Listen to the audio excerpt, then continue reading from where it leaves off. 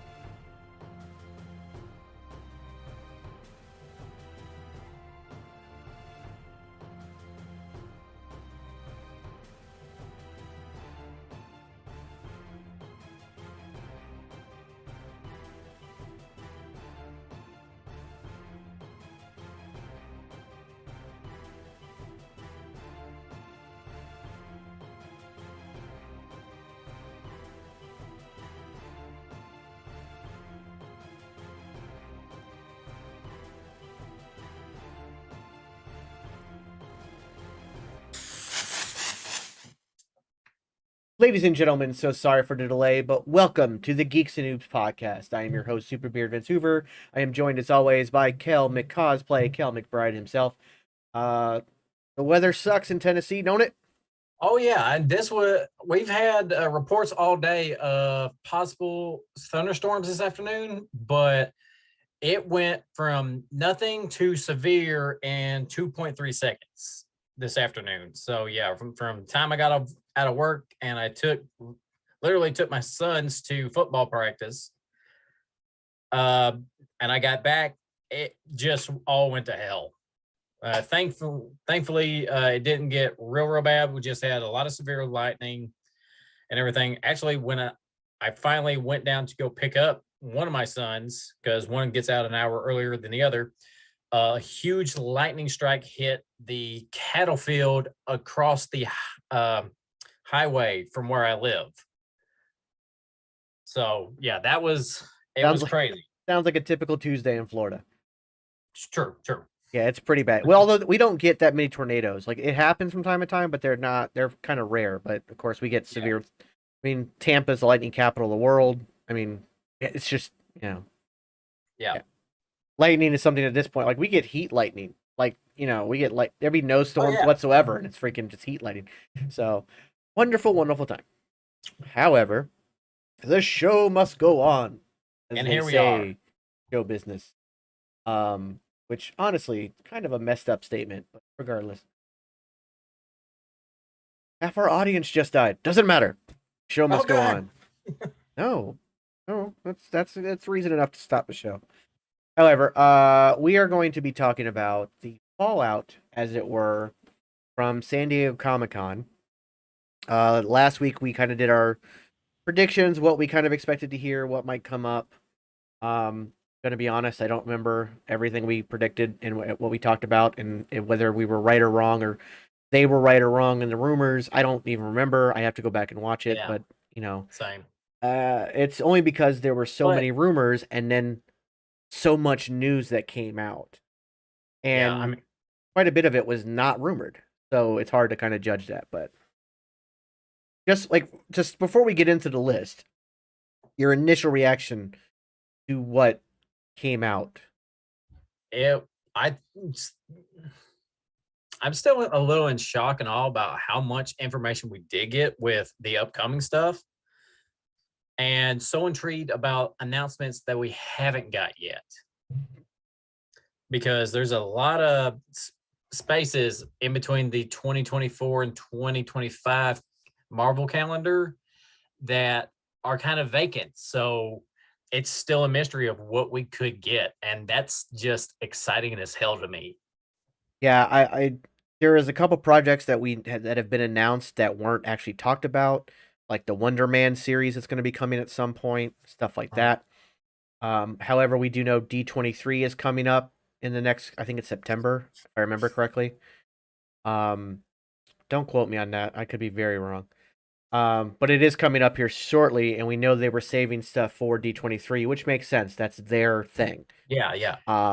And that's what was so that to me was what was so surprising, that we got so much out of them at San Diego Comic-Con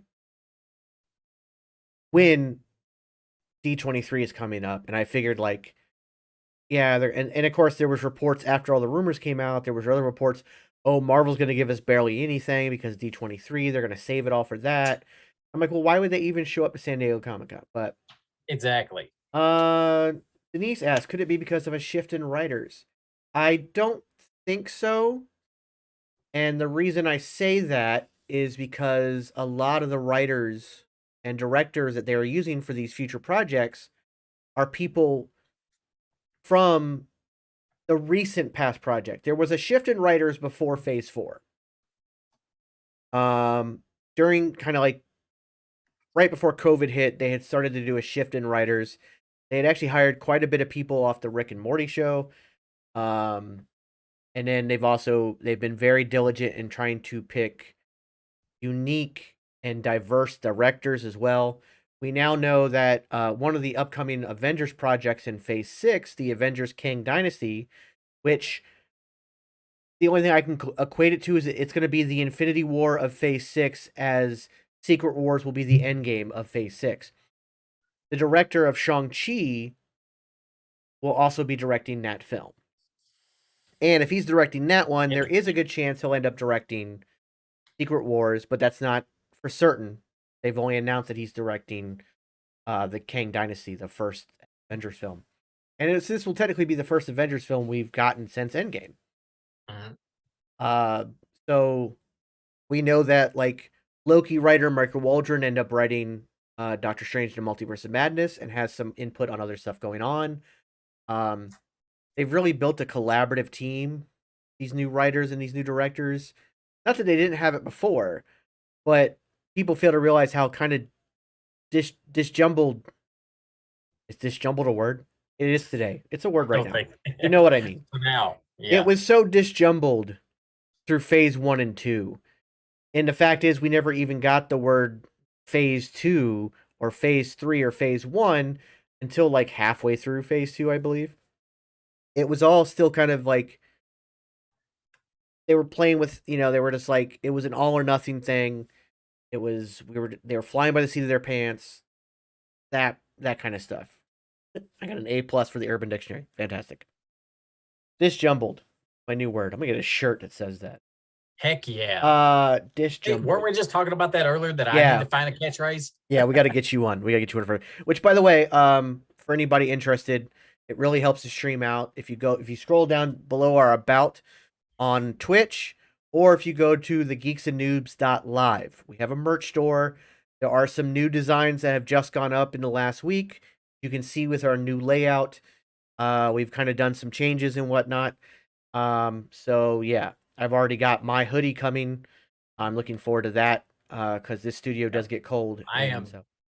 I'm definitely getting the new logo shirt in orange because that just looks dope. The baby blue looks really nice too. Like, I looked at that, I was like, ooh, like that's a nice shirt. I was like, that's a nice shirt. I love the orange. I have this one. I have this one in a short sleeve orange that I love a lot, and I love the orange look. Denise says Kelbonics. Like that. Like that a lot, actually. But thank you, Denise. Yeah. So let's pull up the list. Just some stuff that we got. It's good. I want to do it kind of out of order because I think the last thing we need to touch on is the Black Panther stuff because that was so moving. Yes. But there's also there's a lot of turmoil going on with certain fandoms. Like there's literally people. I'll get into it later. And as you know, one of the things we do here on the Geeks and Noobs, as well as I guess would be a great time to plug that I have a second podcast coming out starting next Tuesday, called Wrestling with Toxicity, which will be all about wrestling, sports entertainment, WWE, whatever. That'll be part of the Panda Wrestling Company network. We're working on how we're gonna stream it because right now it's gonna be streamed on his channel, but I also want to stream it on my channel. So that'll be coming up, but it'll be Tuesday 7 to 9, Wrestling with Toxicity with Devil God, Jamal from TikTok. Great dude. So that starts next week, so that's gonna be a lot of fun. But yeah, there's some stuff going on there. But we got a lot of stuff. So let's jump into this. Let's start with She-Hulk. All right. She-Hulk is going to be the next series. Tio Cartoons, thank you. Appreciate the thumbs up. She-Hulk is the next series coming. It's going to be a superhero law comedy. I keep comparing it to Ally McBeal because I'm old. I mean, I turned 40 tomorrow. Tomorrow's my birthday. I turned 40. Happy birthday, my buddy. Thank you very much. But yeah, and the reason but the other reason I compare it to Ally McBeal is because Ally McBeal would break the fourth wall. Yes. And we've already seen in this new trailer that She-Hulk is going to do what she has done in the comics for decades, and that's break the fourth wall. And I find that fascinating. Denise, thank you so much. Appreciate the happy birthday. Gonna celebrate it by going to a comic book store, watching DC Super Pets, and getting a coffee from Starbucks because it's free. So yay. Why not? It's the only appropriate time to get a Starbucks. Yeah, I actually would drink Starbucks. I used to work there. Love that company. Love their coffee. I don't care what anybody says. But there's not one near me, so I have to go half an hour to 40 minutes to Ocala just to get coffee. Because the only thing around here is Dunkin' Donuts, and they're awful. Worked there too. Terrible company. Worst in the world. Anyways. And the donuts suck too. By the way, I should get a shirt that says Tangent Incoming. And just wear that every day. Every day. However, back to She-Hulk. Yes. Trying to stay on track. I swear to God I am. Yeah. I even have notes. I do remember my first introduction to She-Hulk was through the 90s animated series. And, I would watch it occasionally when I could find it on TV. And I enjoyed it, but it got really repetitive in the first early episodes and everything. But when they introduced She-Hulk into it, it really picked up a lot more because she threw in some comedy and some self-awareness, and I found myself liking the Incredible Hulk cartoon more for She-Hulk than I did Hulk. So while I've not been a big fan of She-Hulk after that, I was intrigued to hear she was getting this series. I was like, okay, this could be pretty cool. And then we get the first trailer and it looks all right. And of course, the CGI looks better in the second trailer. Yeah. And we get more context to Jen and what's going on with her and everything, what the basic plot of the show is going to be. And I'm really excited for this show now because the actress who's going to play She-Hulk, I cannot remember her name. But it's oh my God, I just had it. Is it Tatiana Maslany? Is that what it is? She-Hulk actress. Look it up again. Yeah. Yeah, Tatiana Maslany. I knew I had it. Yeah. She's amazing. I love her to death. She is. If you ever she did a BBC show a while back. Orphan Black. Is that what Orphan Black? Yeah. Oh, so good. Oh, show was so good. And we think about like so we talked about how great Oscar Isaac was in Moon Knight, where he had to play different Yes. versions of a character. She did that in Orphan Black with over a dozen versions of Yes. herself. I mean, there were so many clones Yeah. of her. Every one of them had a distinct personalities. Yes. And she not only had to, it's not like playing somebody with multiple personalities. She was having to play off of them because they were interacting together because they were clones. They were separate beings. Yeah, such a good show. So she's fantastic. Thank you, Wicked, for confirming I had her name right. This show. So here's the thing about She-Hulk. I've always loved the character. She's always been kind of a tongue-in-cheek. Like she's always she broke the fourth wall. It started with when John Bryan was writing her, and it was more about like she broke the fourth wall, but not so much to the audience, more so to the actual writer. Like she would actually confront the writer about certain things, which I loved. I think the best comparison is the Looney Tunes episode Duck Amuck, where Daffy is constantly talking to the artist.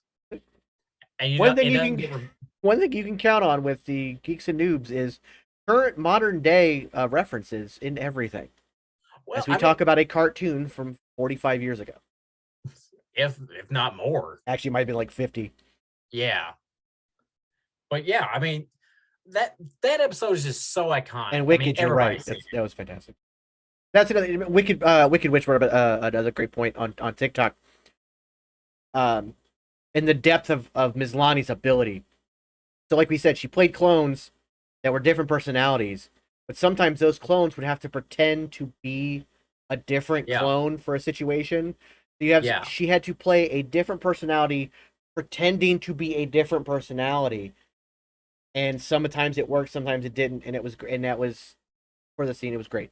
But yeah, She-Hulk. So one of the things about She-Hulk that I've always loved is, like I said, she tongue in cheek, but she was also very like for the time. She was very like forward in like the hold on. Can you still hear me? Yeah, I can hear you. Yeah, Zoom froze up a little bit. Just hang on a second. Yeah. Gotta love technology. Woo! My camera is frozen. I'll switch cameras and then I'll switch back. Well, hello there. Whoa. Why did that happen? Oh, you gotta love technology. That's that Tinder pic, y'all. Gotta love it. It's always fun. Why did it take like it stopped my camera and then it took yours away too? Like that makes no sense. Notice that, yeah.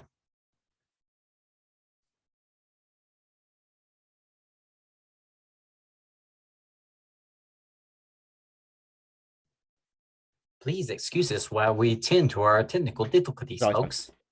So I'll continue to talk about She-Hulk.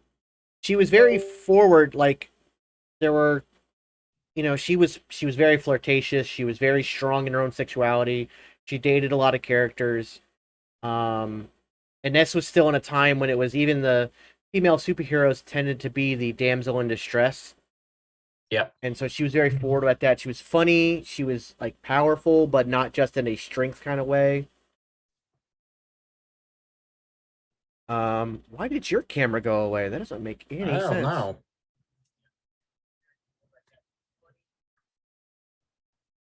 It's so weird.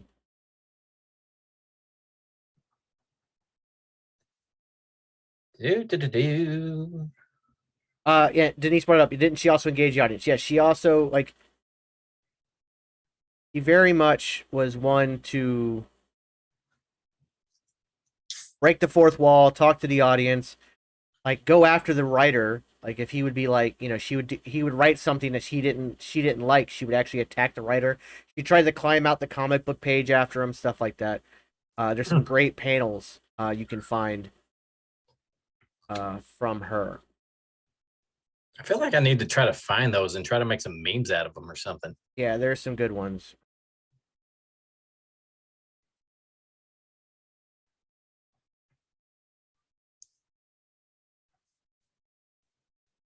Who the hell is going on here? Shenanigans, I tell you, shenanigans. Okay, so I got your video back. Don't know why my video won't come back. Okay. Cannot start video. Huh, that's weird. Okay. Well, you just have to give your glorious voiceover for that Tinder pic you got up right now. Yeah, I And guess that's what's going to have to happen for a bit. So back to She-Hulk. I'll continue to play with this and try to figure this out. that's what she said. Yeah. So the character is she's always been very forward, very progressive, and like I like where the show's going to go. We're going to see, like, there was also an Entertainment Weekly featurette that came out the Sunday after Comic-Con that explored it a little bit further, where she literally talks to camera in character saying, if you thought this was a cameo fest, you were wrong. But there are actually going to be quite a few cameos, including the big one, which would be Daredevil. Oh man, I couldn't And he's believe in his yellow and red costume. that is super amazing. At first, when I first saw the trailer, I did not even notice that it was the red and yellow suit until I went back on it on YouTube and just zoomed in just a little bit on it. I was like, wait a minute, that is yellow. Oh my God, I can't believe they're gonna pull that suit off. I actually thought when I first saw somebody had a screenshot of the yellow that they had done it in Photoshop, because that final scene when they're showing it, it looks all black. Yeah.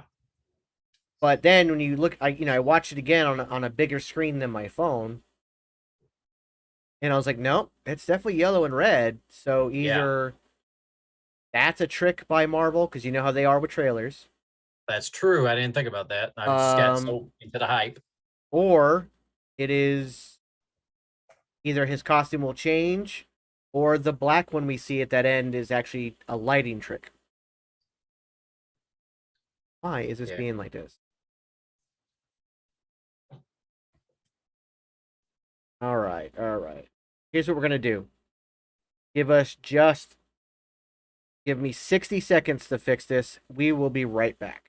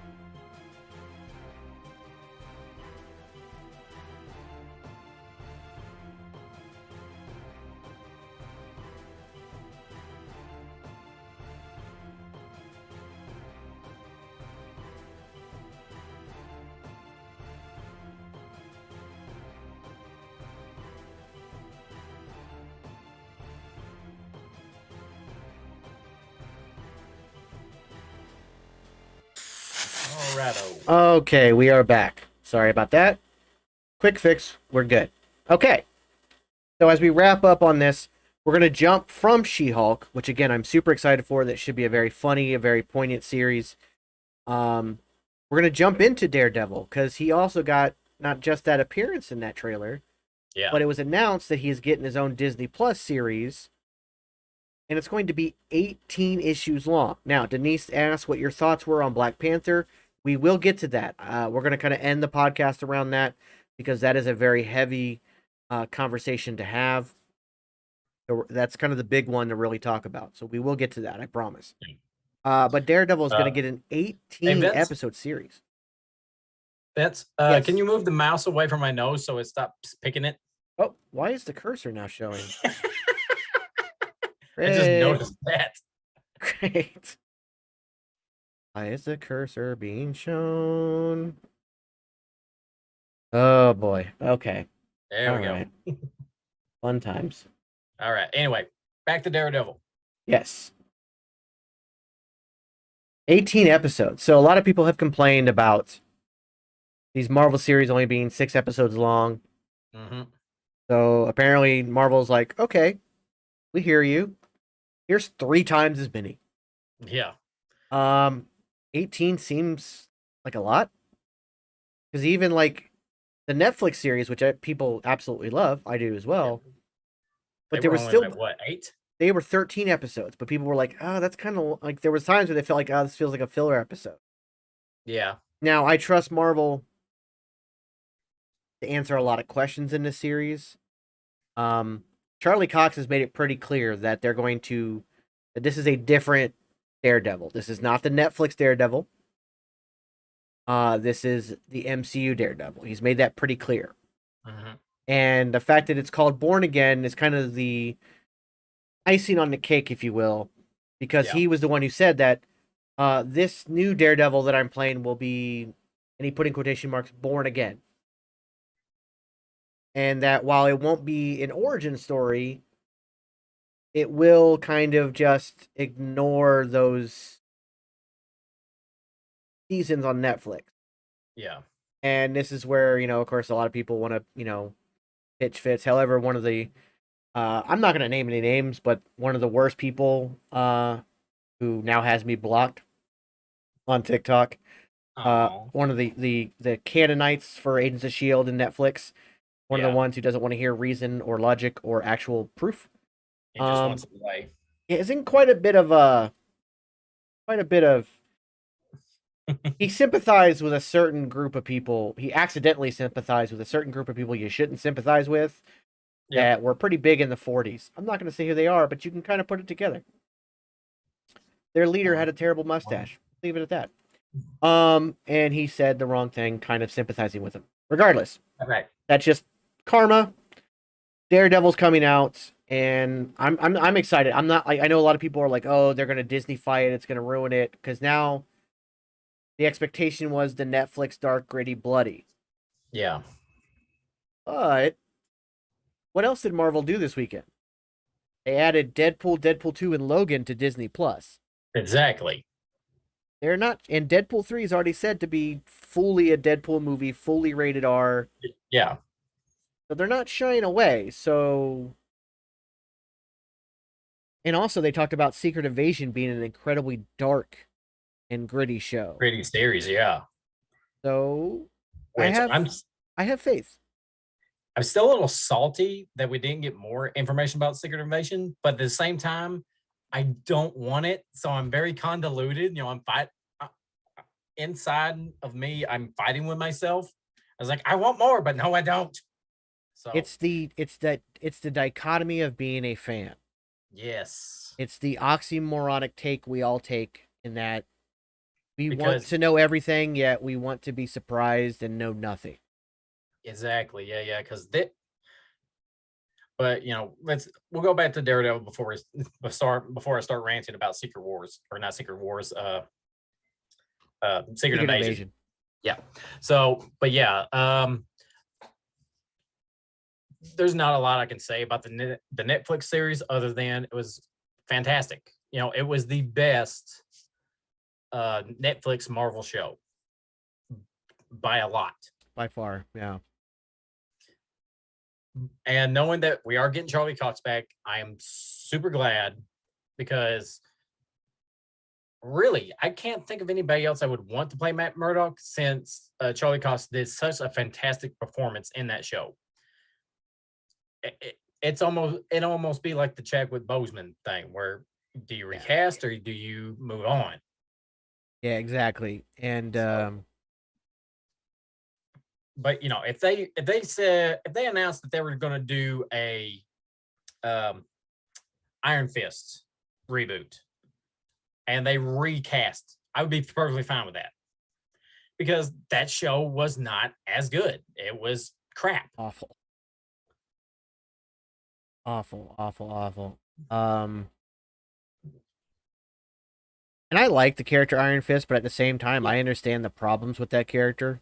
Yes. The whole white savior prophecy aspect of it. So yeah, I'm okay with if they were to recast that, but I don't even think they're going to bring that character in, to be honest. Yeah, I don't see it happening either, which is probably a good thing. Let's just be honest. I mean, we're getting Shang-Chi, and that was an incredible movie. Do we really need another quote unquote martial artist superhero? Basically the same character, but with the iron, Exactly. like with the dragon power. But now that Shang-Chi is using the 10 rings, Yeah. in the comic books, he never had powers. No. So to have him have this power, he is essentially Iron Fist now. Practically. I mean, hell, he wrote the Great Protector was the dragon. Like that whole thing, like it felt like, yeah, we don't need Iron Fist. It is just a whitewashed version now of that character. So, especially, I mean, Marvel has done so much to represent different ethnicities, different cultures. I mean, look at Moon Knight. We got our first real look at Egyptian culture in that. We're able to look inside what it's like to be a Muslim American in Miss Marvel. And, Black Panther and so many others so far. It would make no sense to bring a white savior martial artist hero after you bring in Shang-Chi. It just, for Marvel, that would just be suicide. So yes, I agree. There's no way that we'll be seeing an MCU version of Iron Fist. Yeah, I just don't think so. Plus, it's the character that nobody wants to see. Exactly. If the show had been phenomenal, it might be a little bit different, but true. There's no call for it. So yeah, so getting into with Derek, like I said, I'm a little concerned over the 18 episodes, but again, I trust Marvel, so it is what it is. Yeah. But then we got secret invasion information. Where it turns out that Nick Fury has been off planet for years. But by years, I'm assuming it's still after the snap, because he was snapped away. Although they could say that was even Talos then. It's Talos that was snapped away. They could say that. I don't think we need to well, I mean, it depends on where the story goes. That's very true. Because it could be that Nick Fury has been off world for since a lot longer. Since Captain Marvel, since that movie in the 90s. Like, he could have went and Talos could have stayed behind. Well, I don't think so, because the whole point was him helping find his people. But yeah, there's still a lot of room to play with it. So we could see that. I do believe, however, based on how he acted in Spider-Man Far From Home, that he had not been Nick Fury for too long before that. Yeah, I know he played it very differently. He also, like, the super spy, like, Nick Fury would have seen through Mysterio. The real Nick Fury would have seen through Mysterio. So I feel like it's been years, but not like a ton of years. Like, it's just been just from the snap on.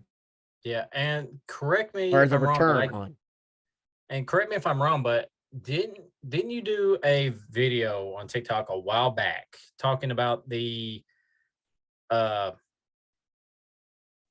about when the theory was that it was Talos beamed Nick Fury in Age of Ultron, where he's talking about the cutting his sandwiches.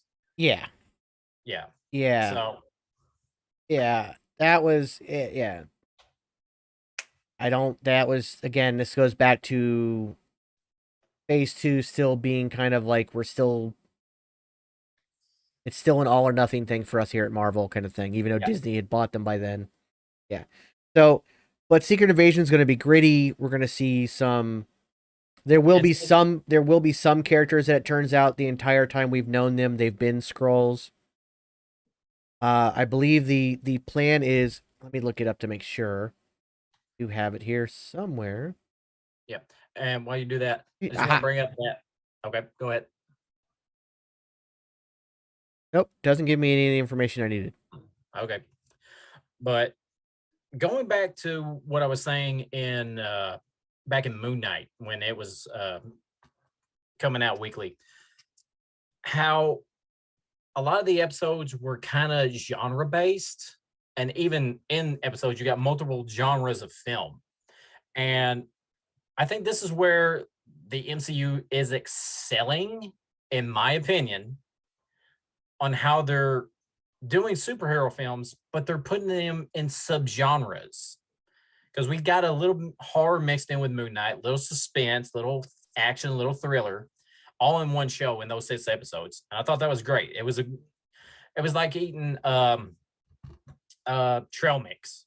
It's the best way I can put it. And it's the only thing that's popped in my mind right now. You know, you get different flavors. And now we're getting that with the films because Multiverse of Madness was straight horror and action suspense. And then Miss Marvel was a coming of age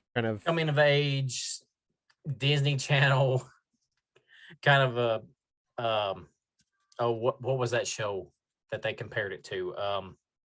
Lizzie McGuire. Lizzie McGuire, yes. Which, I mean, I think it was far better. Nothing wrong with yeah, Lizzie McGuire, but yeah, I understand what you think, mean. Yeah, I mean, with the little animations they did, like on the walls of what she was thinking and stuff like that, it felt like that, but it was written so much better. Designed, very well designed. It was written for an intelligent audience, not just for mindless tweens. Yeah. And Secret War or Secret Invasion is just adding to that with the spy thriller genre. Yeah, I also think it's going to be a bit of a psychological thriller because it's going to be one of those because like a mystery, like mystery. Yeah, it's like who can you actually trust? Yeah, who is human? That is the question. And so you get that paranoia. Cannot find what I'm looking for, but that's fine.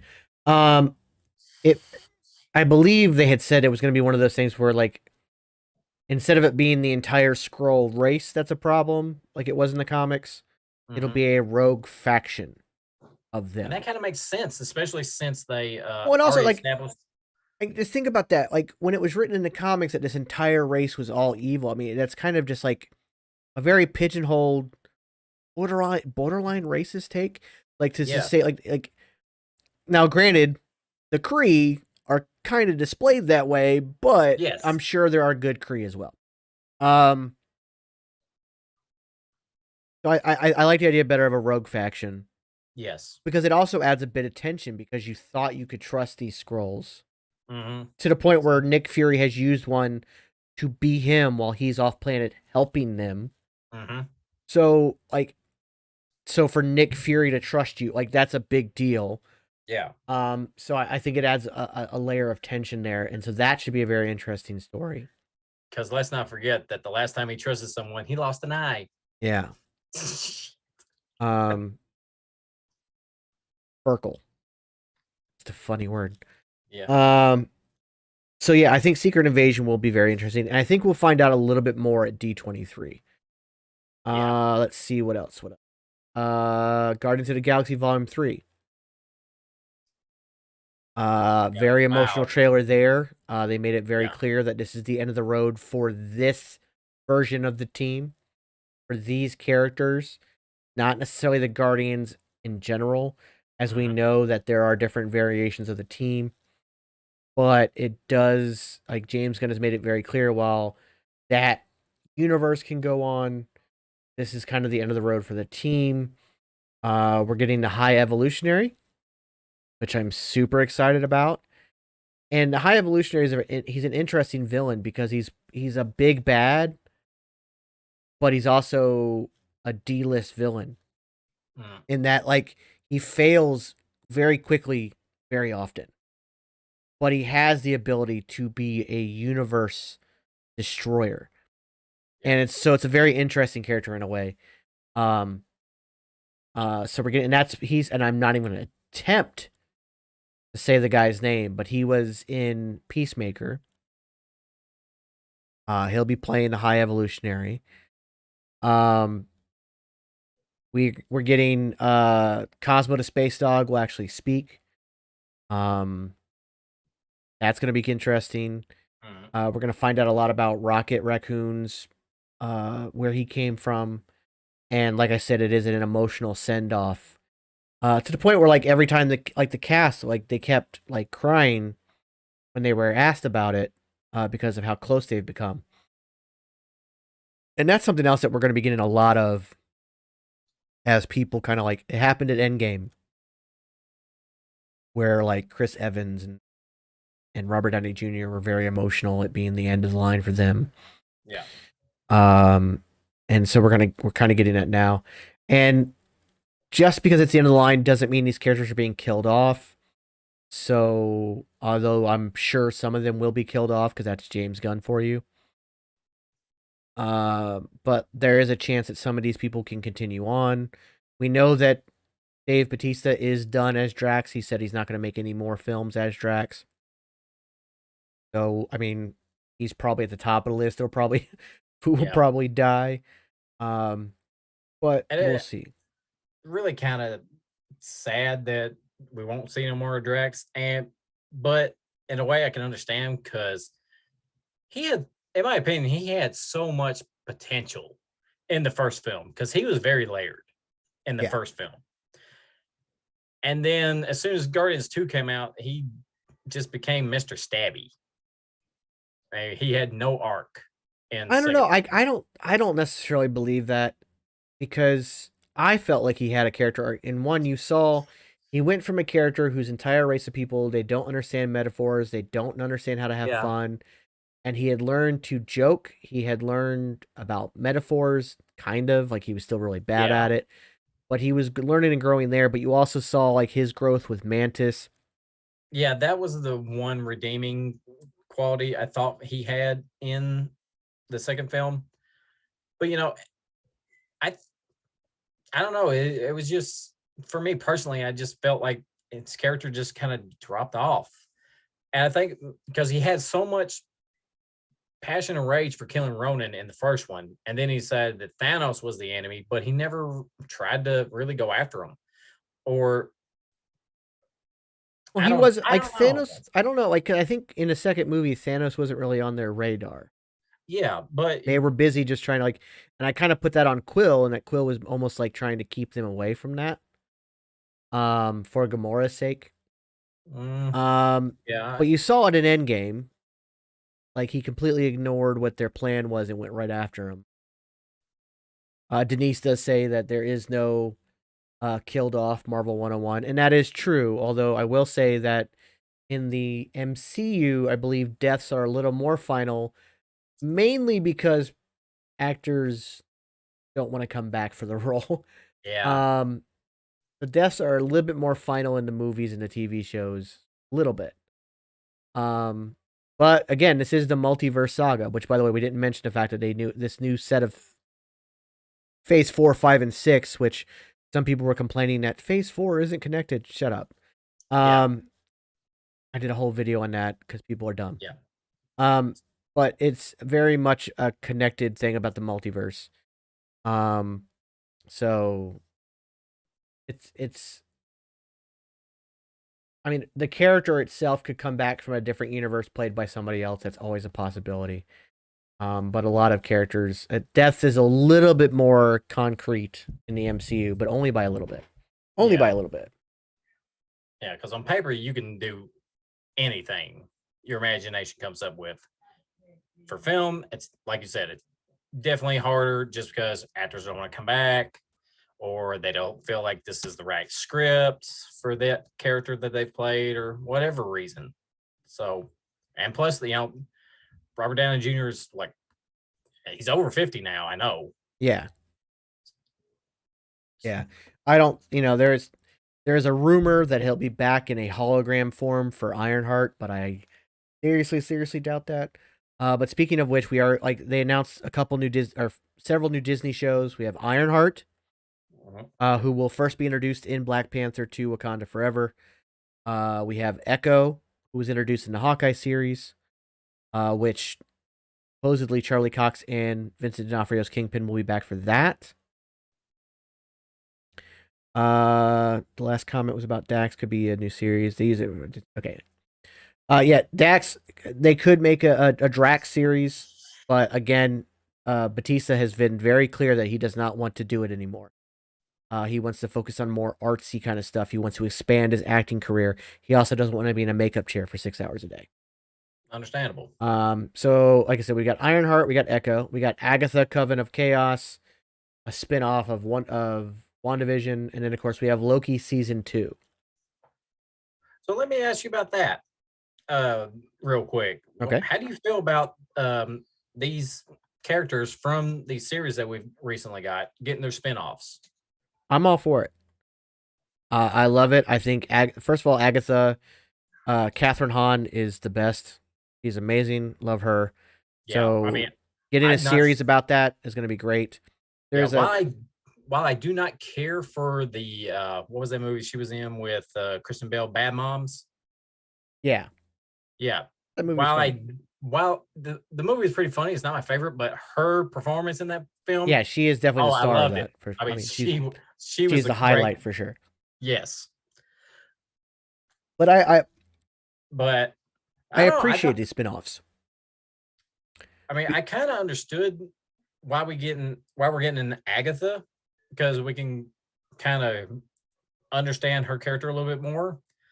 And plus, the way she was just left in Westview at the end of WandaVision, we can see kind of what might be going on to snap her out of it or whatever. Well, I mean, you remember this. Wanda's supposedly dead. Now, we know she's not, because they've already talked about Elizabeth Olsen coming back. And not just her multiversion self, but, as the Scarlet Witch. Yep. But if she destroyed the Darkhold and then perished, that spell should be broken. Now, there are rumors, and now these rumors coming from a site that is very much known for making crap up, so huge grain of salt here. I'm talking a Mount Everest-sized grain of salt. But there is rumors that the Agatha series will actually be more about Wanda coming out of that cascading rock, getting away, and going back to Agatha to learn how to use her magic without the Darkhold. Thus the name Coven of Chaos. Because it's chaos magic. Right. Coven is, multiple witches. So Wanda would be one of the witches or the witch that she's training. Who knows? I don't know about that. We'll have to wait and see. But Echo was introduced in Hawkeye, but we didn't learn much. We saw some of her backstory, but that was about it. And so, and I can see what we got in Hawkeye was enough to establish her character in the show. But I don't know. I mean, Echo just didn't really leave that much of an impact on me, though. Want me to learn more about her. Well, I think that's where and I understand that because some people have said the same thing, and I get that. I see it.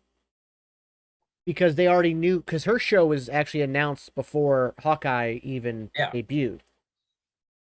So I think in writing the show, they purposely left things out, but in doing so, that was detrimental to some fans who didn't feel a connection to her. Right. But I do believe just the fact that she grew up under the Kingpin, but then realized it was, she was willing to shoot him in the face at the end of that episode. But she did that in the comics, although Kingpin lived, which, again, he lived in this as well. Mhm. And the fact that Daredevil will play a part and she's a bigger character in the Daredevil series, I believe it'll be a very interesting show. And I believe just by the time the first trailer comes out, people will be like, "Oh, okay, I get it." Yeah, I mean, I'm In definitely Iron, gonna I'm definitely gonna watch it when it comes out, and I'll probably be proven wrong. She might be a very interesting character once we get more information about her. But yeah, as I said many times, in Feige we trust. but what I do find interesting is that, like, even though we're getting these new shows about these characters, every show is kind of a spin-off. Because Ironheart will end up being a spin-off of her appearance in Black Panther 2. Yeah. And of course, Agatha's a spin-off of WandaVision. Echo's a spin-off of Hawkeye. And possibly Daredevil, or well, to have ties to Daredevil. Mhm. And then we're getting Loki season 2. Loki and What If are the only series we're getting direct sequels. Yeah. The rest of these sequels are coming in spin-offs. But Loki is vastly important because it's going to explore one of the other kings taking control of the TVA. Yeah. And that also leads me into Ant-Man and the Wasp: Quantumania, which got a big trailer reveal. We got a lot of news about that. Yeah. Kang the Conqueror is going to have a big part. He has one of those badass lines where Scott goes, "Oh, you messed up now. I'm an Avenger." And he goes, "An Avenger? I'm a conqueror." And then he goes, "Have I killed you before?" Yeah. Talking about multiverse and time travel and everything else. So that is definitely the one trailer. Jonathan Majors, dude, Jonathan Majors is the man. Oh my god, he's so awesome. And he got jacked in this film. He is massive. So that'll be good. We're also getting MODOK in that movie. Yeah. And I was very curious how you bring a character like MODOK in. And I love the way they're doing it. Because it is Corey Stoll. Corey Stoll is the guy who played Yellow Jacket in the first Ant-Man movie. If you remember, when Scott pulls his regulator, he gets sucked up body part by body part into the quantum realm. Mm-hmm. And that scene could have been, just the final death blow and left at that. Yeah, that could have been his death, but it was left in such a way that he was sucked into the quantum realm. Kang will find him in the quantum realm and turn him into the mechanical organism designed only for killing, MODOK. Mm-hmm. It's the best way to bring MODOK in. And I'm so excited because his whatever form they really put him in, it will make sense because of the deformation of being sucked into the quantum realm that way. We're also getting Bill Murray in this movie, which is beyond exciting just because it's Bill Murray. So that film is going to be surprising. I think it's going to surprise a lot of people. Yeah, then they say that Bill Murray could possibly be playing a potential love interest for Janet. So because she was away for so long in the quantum realm. It's believed that he'll be like, for lack of a better term, the mayor of that quantum city when Kang's not around. And a possible love interest for Jane during her time down there. Yeah. Because not that the math it's fairly fluid, but let's just use the math from Endgame, where Scott was gone for 5 years, but it was 5 hours to him. Mm-hmm. So if a year is an hour, Janet being gone for 30 years would have been a day and a quarter. A day and a quarter that's a very short time to just suddenly find somebody else to. So I'm gonna go back to my time is fluid, and not think that Janet just decided that in one day she's like, oh, it's been a day, I'll just forget about my husband and go be with this guy. So I'm gonna ignore my thought process there. Yeah, I also seen a interesting theory about that. How Janet has aged 30 years, but Scott didn't in 5 while they were in the Oh, quantum realm. okay. There's an answer to that. Yeah, I got it. because in the end of Ant-Man and Wasp, they said, Exactly. watch out for time vortex. You don't want to get too close. And the theory is that Scott did get Yes. into a time vortex, and that's why he didn't age 5 years, where Janet didn't and stayed in the quantum city, Yes, that's and it. she aged normally. That is it. So she was there for 30 years. Yeah. Okay, I feel so much better now. I was really starting to like suddenly hate the character Janet Van Dyne. You're welcome, buddy. Not that Hank Pym isn't a complete asshole, but Oh, he's just one of the worst. But he kind of gets that way because of losing Janet. So yeah. and I can kind of understand. Like I kind of get it. I'm not gonna go any. I'm not gonna go any further on that thought, but I get it. So Quantumania is gonna be a surprising film, I think, for a lot of people. So one of the other kind of surprise announcements, although we knew it was coming, it's already been announced, but was the Thunderbolts. Yep. So for those unaware, the Thunderbolts, at a point in the comics where the Avengers are gone, a new team called the Thunderbolts come up and all these new heroes. It turns out that they're all villains in disguise, but eventually the team actually turns to true heroes. At least some of them. It's run by Baron Zemo. He doesn't become a true hero, but the other villains turn on him and realize, like, wait, this hero stuff is actually the way to go. Yeah. I actually feel good about myself. I like helping others. So, and then like over time, people like Hawkeye have led the team. Luke Cage has led the team. Once the secret of the Thunderbolts came out and they turned it into an actual government run team, trying to rehabilitate villains as well as down on their luck heroes getting put on a team with a new identity, a new, whatever.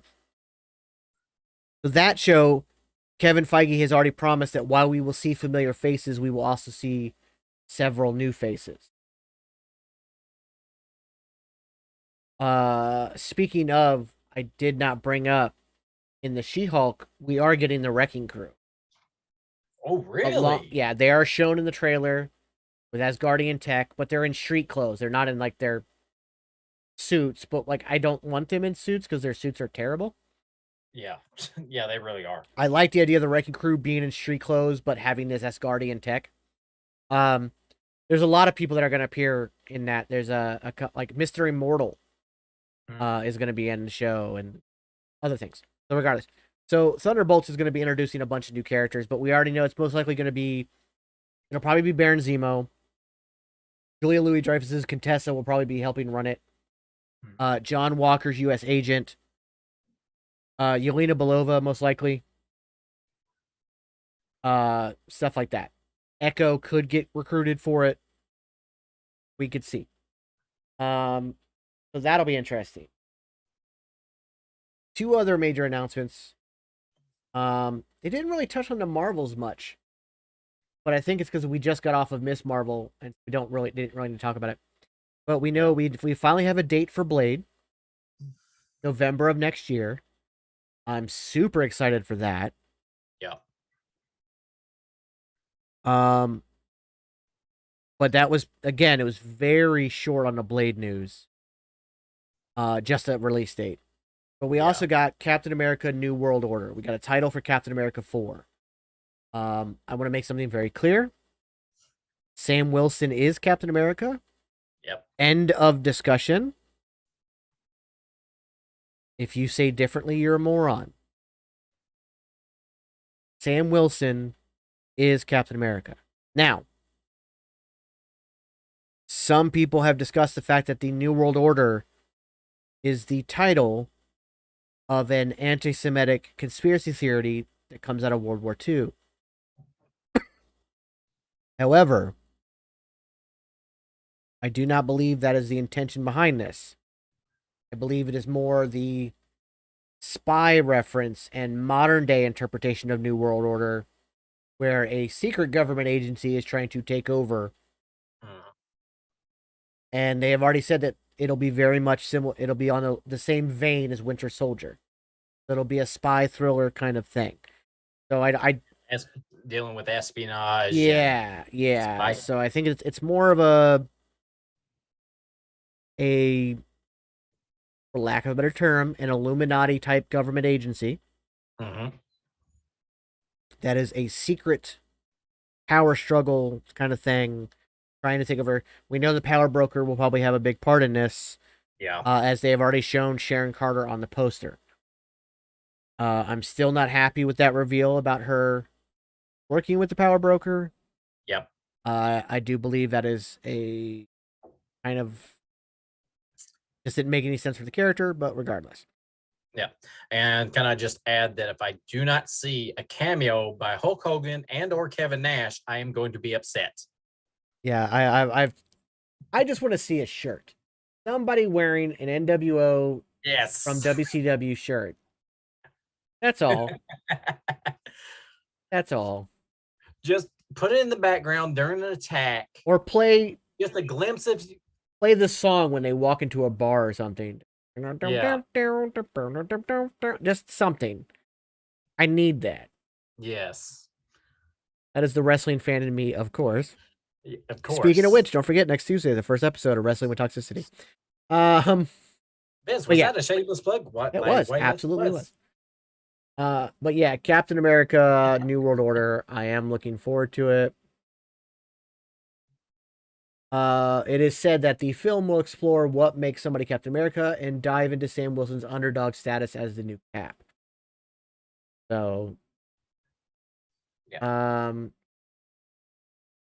So before we get into Black Panther Wakanda Forever, which by the way, Black Panther Wakanda Forever coming out November 11th, will be the final film of Phase 4.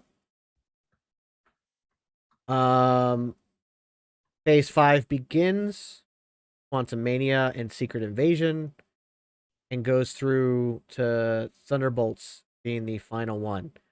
That movie comes out, looks like, on the day before my birthday, 2024, or on my birthday, 2024.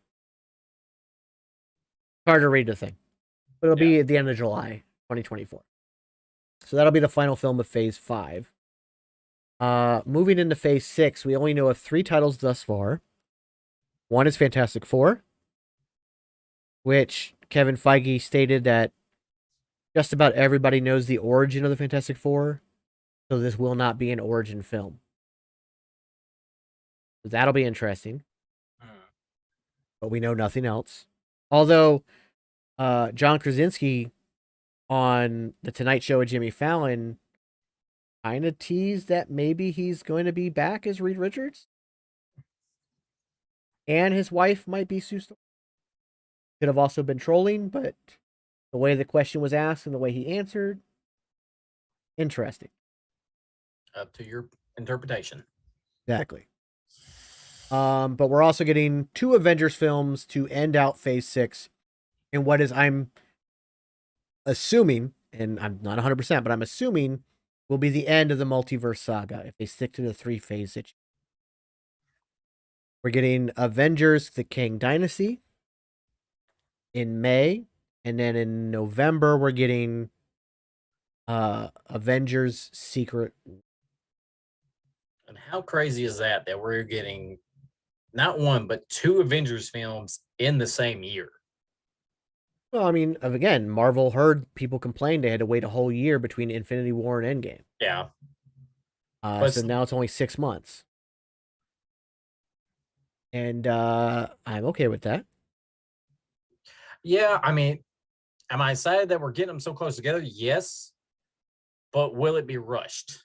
And where the story doesn't make sense or the graphics aren't as good? No, I don't think so. I don't think so at all. Only time will tell. Because I think they'll probably do the same thing they did with Avengers Endgame.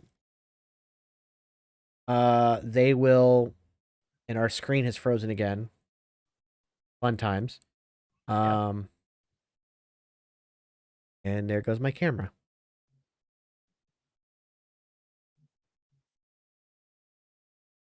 I'm gonna switch to that camera. Okay. Pull this one out. But I mean, they'll probably, just like they shot Infinity War and Endgame back to back, they will also shoot these two movies together, like at the same time, giving the VFX people plenty of time to work on that. Yeah, it worked this time. It just, so I'm not worried, and I know there's been some uproar over VFX here recently, as far as Marvel. But there's quite a few VFX artists on TikTok who have either worked with Marvel or are actually currently working. Let me repeat that. Have worked for a company that has worked with Marvel, or are currently working for a company that is working with Marvel, because Marvel themselves do not have a VFX team. They hire, they outsource. That's how it works in all of film. Yeah. And people are like, oh, well, they worked 64 hours a week and blah, blah, blah, blah. It's like, well, have you ever worked on a film? When I went to college to get my degree in film production, our class schedule was supposed to mimic shoots on film. So I had class at 9 o'clock at night sometimes. I had class at 1 in the morning sometimes.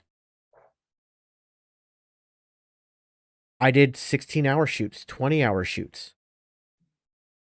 You know, we pulled all-nighters all the time. The thing, that's just the film industry. Like, and I'm not trying to downplay VFX artists at all, because what they do is very hard work. But they're at a desk, at a computer. So yes, they may have to pull 20 hours in a day, but so did the people on a shoot doing stunts over and over and over and over again in heavy costumes and heavy, makeup and everything else. It's all difficult work on a film. It's not a cakewalk in any department whatsoever.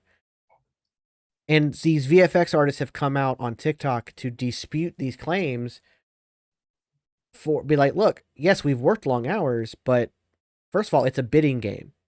If you feel you're underpaid, you need to talk to your boss, because that studio, that VFX studio, did their best to underbid everybody else to get the job in the first place. They overpromised and underbid. That's on them, not on Marvel. Yeah. Of course, Marvel's going to take the one that says, hey, we'll do it for this price. Two, like, that's just like, it's not just Marvel. Every studio, you're going to work long hours. You're going to have a lot to do. Like, I imagine the VFX studio that's working on the Lord of the Rings Ring of Power series on Amazon, those guys work crap ton of hours. I imagine, the Game of Thrones new series or anything else going on. It just, people need to calm down on everything. And it's also, a lot of people like, oh, well, the VFX now in Marvel suck. No, they don't. No, they don't. If you are so spoiled that, like, the skeletons in Miss Marvel, when they touched the veil and were cocooned and then the skeletons came out, and like, oh, that pulled me out of it. That wasn't real. They looked fantastic. What are you talking? Like, calm down. Let's calm down a bit. And everybody wanted to raise hell over the first She-Hulk trailer. I was like, guess what? You people begged for a trailer. Yeah. The VFX weren't done. Like, there's this weird thing with fans. We want it now. We want it now. We want it now. Hey, you're giving us too much. You're rushing it. Da, da, da. Like, people bitched that Phase 4 didn't connect and it was going nowhere. Now we know where it's going. And now people are like, oh, you're giving us too much. It's too much. It's going too fast. Back before Endgame, you guys bitched about having to wait. Yeah. Now they're giving you things. Like, what do you want?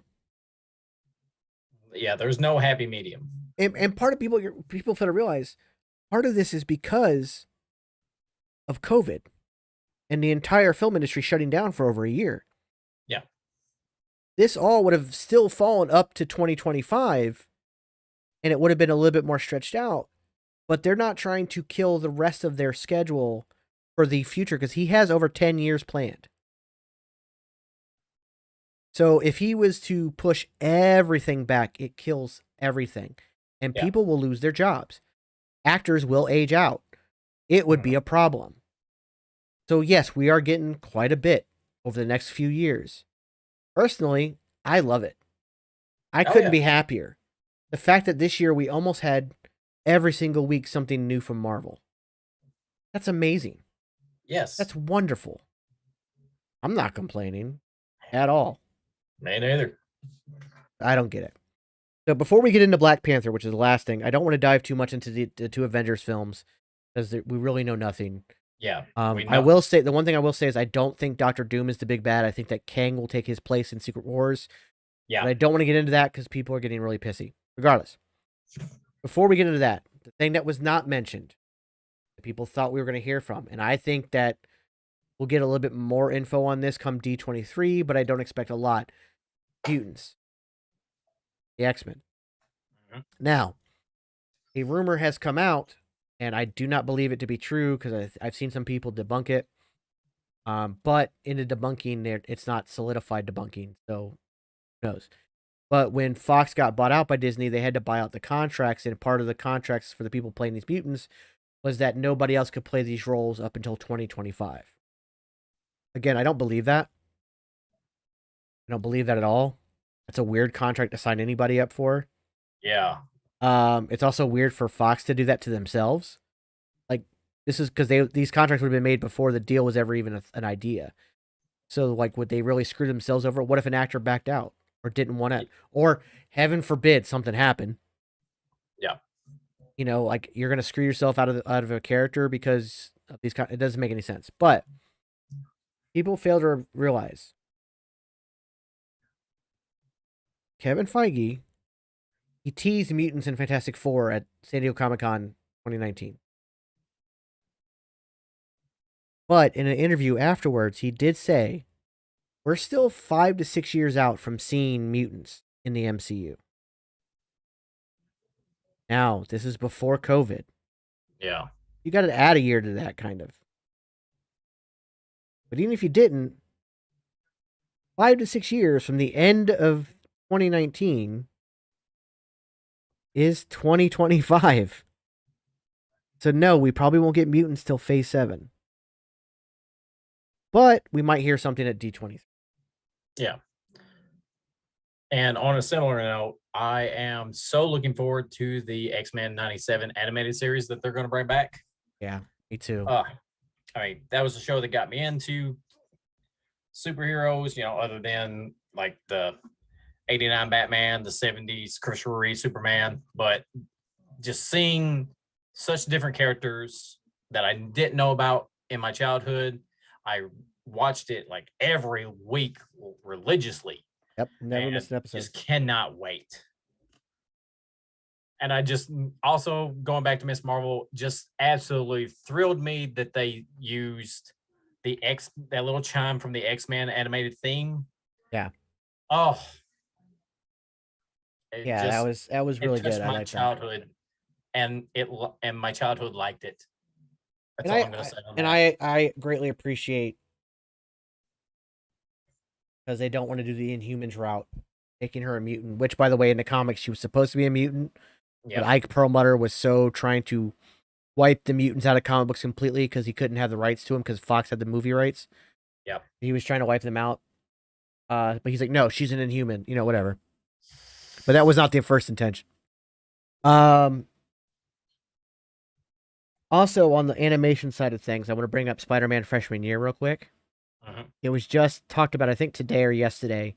One of the producers of the show, because people were like, wait a minute, if this is the prequel, but Dr. Octavius is in it and Norman Osborn's in it, how did Spider-Man not know who they were? A producer has come out and said, no, this is not MCU Spider-Man. This is part of the multiverse. And it will mimic a lot of what Peter went through, but instead of Tony Stark as a mentor, Norman Osborn will be the mentor. Okay, so it's like a what if kind of story. Kinda. It's more of an Illuminati story, like how Marvel 818, 838. Yeah. This could be the 838 Spider-Man, or it could just be a different, it could be Marvel whatever number. Yeah. Yeah. But not necessarily a what. It's not. See, the what ifs are meant to be. The what ifs are meant to be. Hey, what if instead of Steve, Yeah. Yeah. Peggy got this stuff? In this one, this is Spider-Man, but it's in a different universe. So certain things are going to change. Certain little details are going to change. So, yeah, it'll be in a different universe. So, but it'll be Norman Osborn, Doctor. We're going to see that. So that should be good. It also will help because Tom Holland is not doing the voice, so having a slightly different voice, it'll be fine. Yeah. But then again, if they get the person who did the what if voice to do it, that guy sounds exactly like Tom Holland. Oh yeah, without doubt. Because Tom Holland didn't do what if either, but none of us knew it until afterwards. Yeah. So the animated side, there's some good stuff coming too. And I appreciate that. But finally, let's get to Black Panther Wakanda Forever. Incredibly emotional trailer. I'm excited to see Namor. I've always liked that character. In the late 80s, early 90s, he had a solo run where he got amnesia and kind of started over. I love that run. But I've always loved the character, and I love how he like toes that line. Very anti-hero, but I love the change in the character. He's not Atlantean. The lost city under the water that it's I'm not gonna pronounce it, like it's a Mayan lost city that's similar to Atlantis. He is now it's gonna be a Latin American character basically. I appreciate that change, but everything we saw in that trailer was so emotional. And to see how they're going to deal with the loss of T'Challa, just as the actors who were dear friends of his had to deal with the loss of Chadwick Boseman. Man, Yeah. I mean, I got misty eyed watching the trailer. I'm not going to deny it because the trailer was just so emotional. absolutely. And to hear T'Challa's mother, I cannot think of her real name, Angela Bassett. Angela Bassett. Yeah. To hear that speech she gave, she poured her heart into that, and I felt it. And just such an emotional trailer. I mean, it's just hard to describe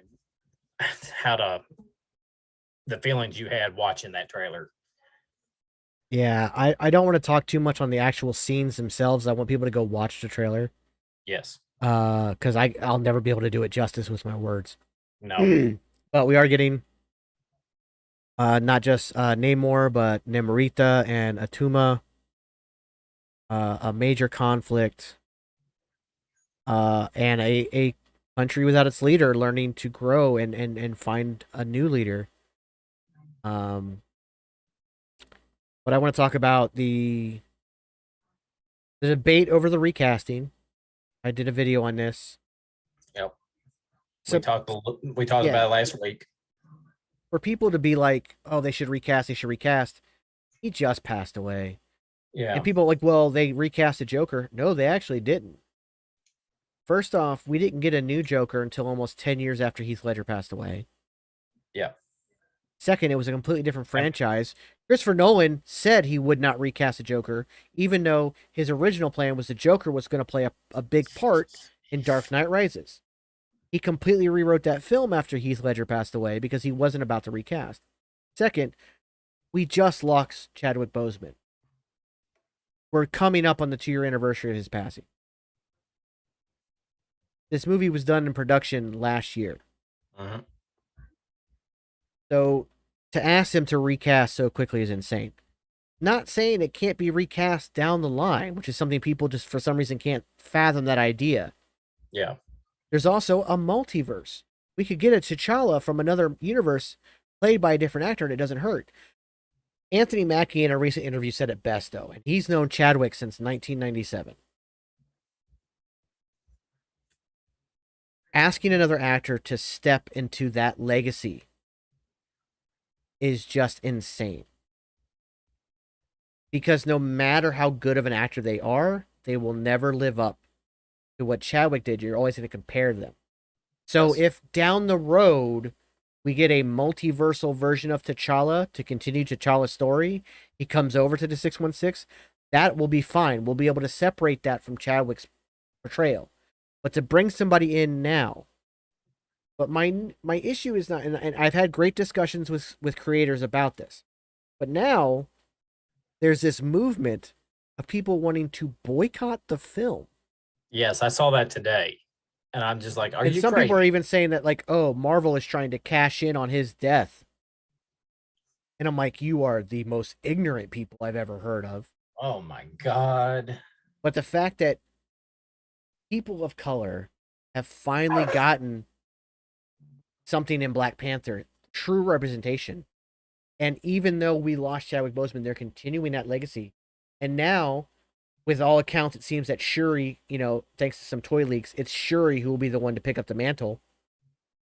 Now we're going to get a woman of color in a strong superhero role to lead Wakanda. And you're going to boycott that? Not to mention, some people are pissed that, oh, well, why do we have to share the screen in our movie with a Latin American hero? It's about inclusion. Yeah. It's about everybody needs to be shown. It took far too long. Yes, we had Blade, and it was a great film, great series. But it took far too long to get Black Panther on screen.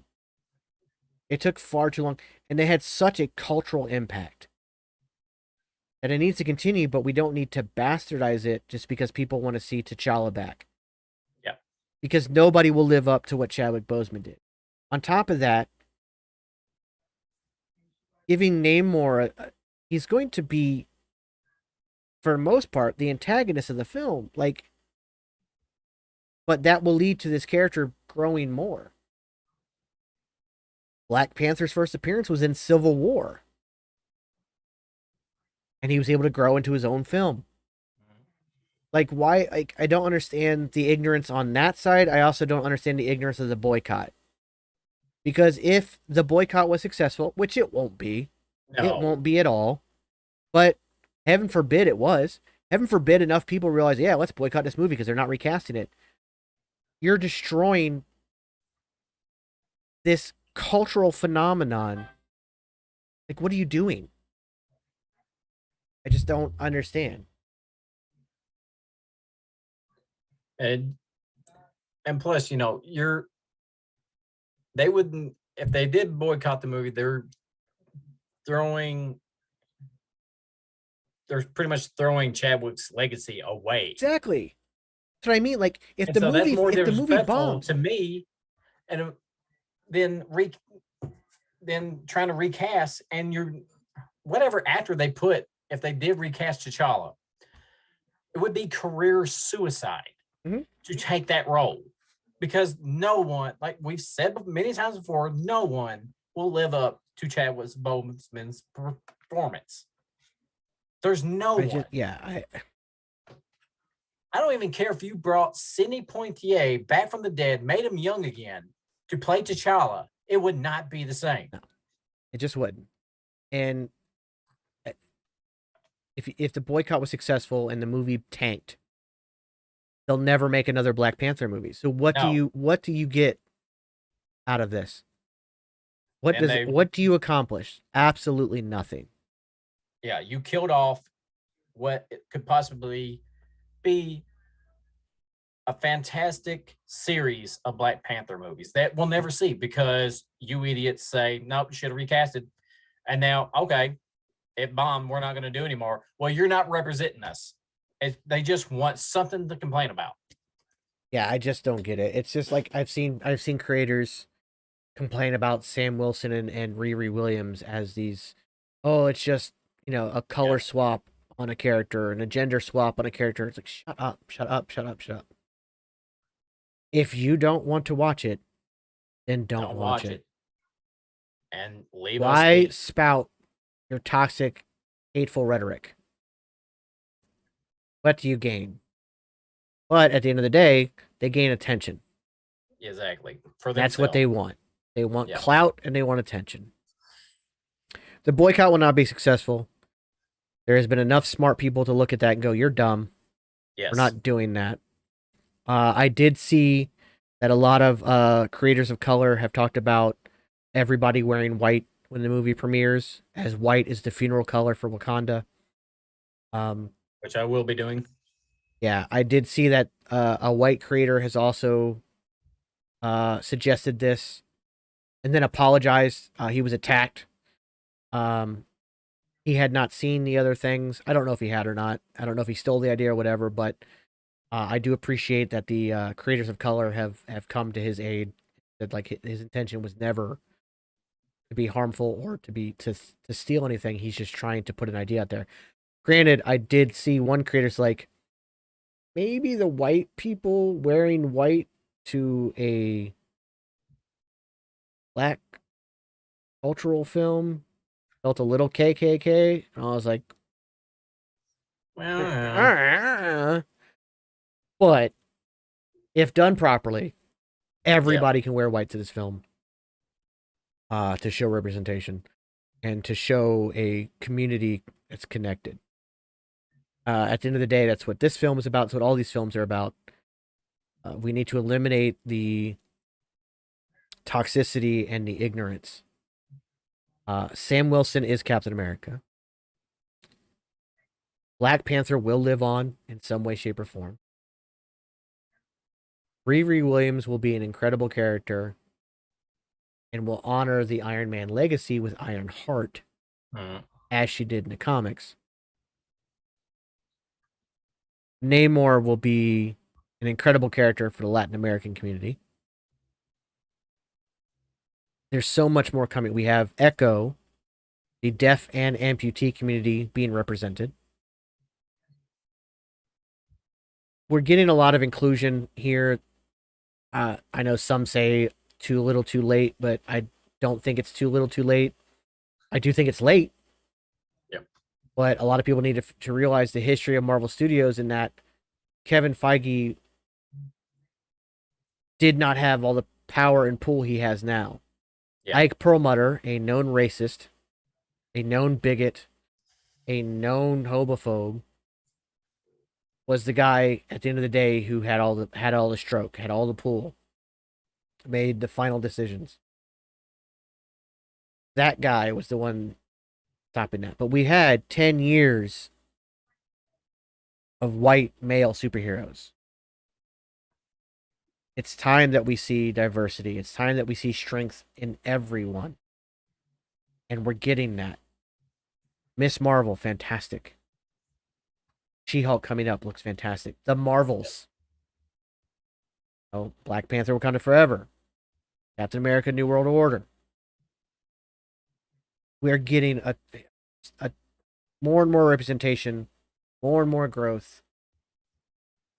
All of this. All this. It's just, again, it's a little late, Yes. but it's a better late than never situation. Exactly. It's here now. Is it late? Absolutely. But it's here. I'm excited for what the future holds. It just so good. Yes. I love that we know what's going on all the way up until Phase 6. For the most part, like there was only 3 things in Phase 6 announced. D23 is coming up. Can't wait for when that comes out. We're gonna learn some more things. Again, She-Hulk's coming out. When does She-Hulk release? August, I believe. Yeah, I think you're right. I think She-Hulk release date August 17th. So of course we'll be covering that.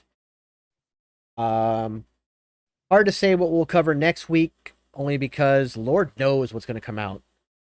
But As we wrap up today's episode, it is time for our pull list. What are we reading this Woo! week? All right. What do you got? I'll let you go first. All right. This week I splurged a little bit, probably a little bit more than I should have, but it's all good. I'll read them eventually. Okay, first up on my list, I actually got a few older things as well as some new things. I got Jeff Johns' New 52 run of Green Lantern, Volume 1 of the trade paperback. I've always thought Sinestro was an interesting character, so I can get to read up a little bit more on him because I really haven't in the past. How he was the greatest Green Lantern up till Hal Jordan, and how his ideals changed and how things should go, and how he turned himself into the Yellow Lantern, getting his own core. Excuse me. So yeah, I got that because I just find Sinestro interesting as a character. All right, my next pull, I found a trade paperback of Superman Doomsday. Now, this is not the Death of Superman storyline. This is the where we get the Doomsday's origin story. So I've always wanted to check this book out, and I finally have it. So I get to check that out. Next, I got keeping up with modern television. I found some comics of Stranger Things. Oh, nice. Which I love that series, season 4, phenomenal. Vince, please watch it so we can talk about that soon. Maybe we'll talk about it next week, because I am going to watch it this weekend. All right, nice. Excellent, my friend. Yes. But yeah, I can't wait to read in on these. I need to find issues 2 and 4 to complete the set. But mainly I wanted to get this just because it is a Goonies. Yeah, I was going to say that's Goonies, man. Yeah. So, but Goonies heavily influenced Stranger Things, as well as many other 80s tropes. All right. My next on my list is a brand new series that Marvel come out with. It is actually based on a book by J.R.R. Martin from Game of Thrones. It's called The Wild Cards, Dawn Drawing of the Cards. It's a brand new series. I read it last night, and it's an interesting story. It takes place just after World War II ended. Okay. And I don't want to give away any details on it. I want people to check it out. But I did feel that it felt like it might skip over a few things too many, to where I was like, wait a minute, okay, I'll just go back and I'm just going to have to reread it and see if there's any continuity errors, because it felt very jumpy from scene to scene sometimes. That is kind of a J.R.R. Martin kind of thing. Yeah. So, but maybe they'll go back and it will. Everything will get answered. So yeah. But yeah, I'm going to check the next issue out when it comes out and see where it goes from there, because it is an interesting story. I just don't know what the story is really about just yet, because nothing was really revealed in the first issue. So we'll wait and see. Also, my next pull that I got was Spider-Man number 900. This is the 900th issue in the Amazing Spider-Man series. So it's a double-sized issue. Can't wait to read on this. I got to finish reading the prior book to this before I crack this one open. But it says it could be teasing the Sinister 7 instead of Sinister 6. And also interesting. So also as part of the 60th anniversary of Spider-Man. So yeah, can't wait to crack this one open. Another number 1 that I picked up this week is the brand new Gambit series. Oh, he's got a new series. Yes, and from what I hear, this is also created by the person who created Gambit back in the 90s. So, and yeah, so with X-Men 97 coming back out, and for the Marvel animated stuff, I wanted to try to crack in and get exposed to mutants again. I don't feel confident enough to just pick up any X-Men book right now, just because so much has changed since the last time I actually read an Yeah. X-Men comic Yeah. that I don't feel comfortable enough just picking that up. So I'm dipping my toes in the water. I have the X-Men 92 House of 92 series that started a few months ago, and those books have been really good so far. I'm just waiting on the third issue to come out for that. And I have two more picks. Next up is I used to play a lot of Magic the Gathering when I was younger, and I found out that Boom Studios is making comic books of those characters. So next up we have Magic the Hidden Planeswalker, volume number 4. I've read the first issue of that. It was really good. I have the other two. I just haven't had time to read them yet because I get excited about other books. But I've also read some of the other Magic books that they put out. They're pretty good. It goes along with the lore of the Magic the Gathering universe, which I always found interesting. I loved when they used to have the what they used to call fat packs, where you would get this big pack and it would come with about 8 or 10 packs of cards in a box. It would also come with a book to coincide with the story of that particular run or set of cards, because usually sets are brought in 3-pack and 3 sets, and so you would get like 3 books to tie a story that they wanted to tell to enhance expand the universe of the planeswalkers and everything. So but moving on to my final pick for the week, I picked up Star Wars Obi-Wan issue number 3. This series has been pretty interesting so far. It's more or less like an anthology series of adventures that Obi-Wan had when he was younger, because it's more of Ben Kenobi writing his memoirs, pretty much. So, but he goes back and he talks about a time when in the Jedi Temple he was a youngling, and his closest friend at the Jedi Temple at the time left, and how he never saw her again. And then the next issue, it was him as a newly appointed Padawan to Qui-Gon. And by the looks of this issue, it looks like we're going to be getting General Kenobi from the Clone Wars fighting with Commander Cody. So it'd be very interesting to see how this series progresses. Yeah. But that's my picks for the week. Vince, what you got? Not nearly as many. But I will say that for my birthday tomorrow, I'm treating myself and I'm going to a comic book shop, and I will have a bunch of stuff next week on my pull list. It'll probably have me going for a couple weeks, so we'll see. But what I have this week is, what if the Justice League, but dinosaurs? Oh yeah. I've been have hearing picked a lot up of good things about that series. the first 3 issues of Jurassic League. Yep. My camera froze again, you son of a bitch. There it goes. There you go. All right. I've picked up the first 3 issues. This series is fantastic. It is incredibly interesting to see. It's got Superman, Batman, Wonder Woman, but it's Super Sor, Bat Sor, Wonder Dawn. Joker Zard is the Joker as a type of lizard-like creature. There's a Bizarro Dawn, I believe. There's a Bizarro one. It's all based around this all-menacing embryo, the Dark Embryo that's supposed to break free.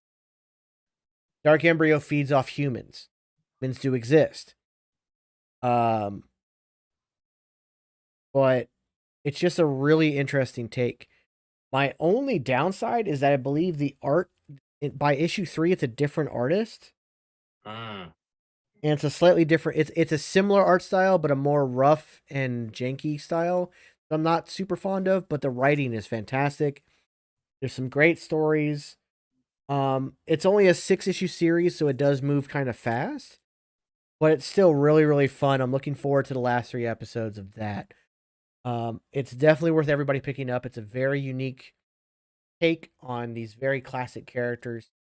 And again, it's fun. If you like dinosaurs in any capacity, it's just cool to see. And it can be bloody because they're dinosaurs. They're biting into each other. It's aggressive, but it's just very fun.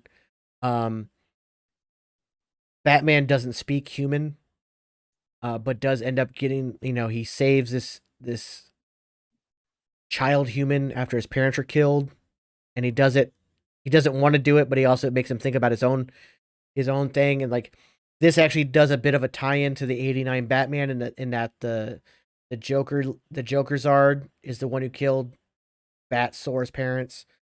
So that's a fun tie-in. Yeah.